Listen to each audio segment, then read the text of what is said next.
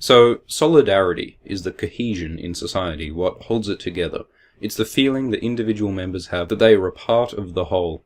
Durkheim proposed two different ways that solidarity can work: mechanical solidarity for pre-modern societies, and organic solidarity for modern societies. What's pre-modern mechanical society like?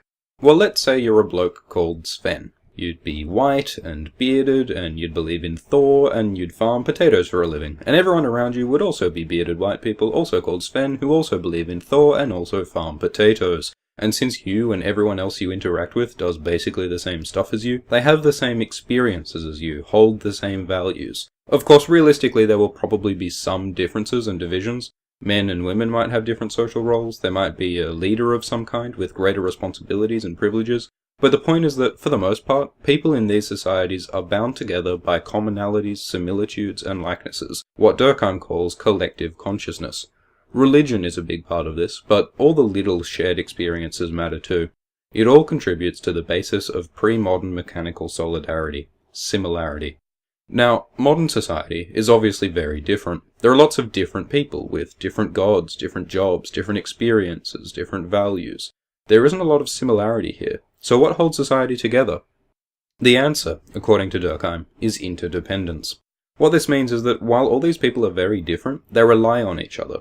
Unlike Sven here, who is pretty much self-sufficient as long as he's content with potatoes, the modern person relies on the butcher, and the policeman, and the banker, and the teacher, and the bus driver, and the child labourers who make our clothes, and the person who makes the intertubes work. We need each other, and that's what holds modern society together. The analogy here is that organic society is like a human body, with individual organs each doing their own specialised job to keep the whole system working.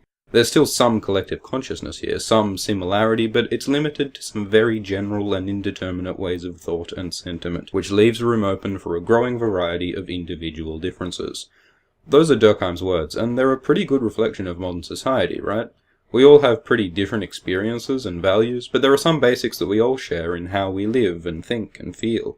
One thing in particular that's valued by most modern Western societies is individualism, emphasis on the value and interests of the individual rather than wider society. Individualism is particularly visible in the culture of consumerism, the endless acquisition of things in order to gratify the self that is economically and socially foundational in the modern world. I mean, just turn on a TV. We are constantly told that we are free, unique individuals, living and thinking and buying in whatever way satisfies or expresses us personally. So individualism is one of the few things collectively valued by modern society. Durkheim likens it to a religion. But he also points out that even though individualism is collectively valued, it doesn't promote social solidarity because it's not to society that it attaches us, it is to ourselves. So one of the few things that just about everyone does have in common in Western modern society ironically does not unite us. We are very much separate individuals, bound together largely by our reliance on one another. So one of the key differences between mechanical and organic solidarity is division of labour. In a pre-modern society, everyone does basically the same stuff, especially if you take it back to hunter-gatherer societies.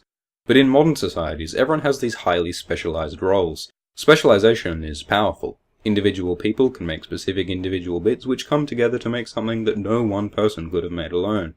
But a consequence of individuals only knowing how to make their own specialised bit is that they can't survive alone. So again, organic solidarity is based on specialization, which creates interdependence, which is the basis of social cohesion in modern societies. One other difference is related to law. So in a mechanical society, everyone tends to have the same values. So when someone breaks the rules, people respond emotionally and intensely. So you get these harsh biblical and medieval punishments. In organic societies, on the other hand, everyone believes different things. There isn't this great unified morality, so you usually don't get this huge collective mob outrage thing so much.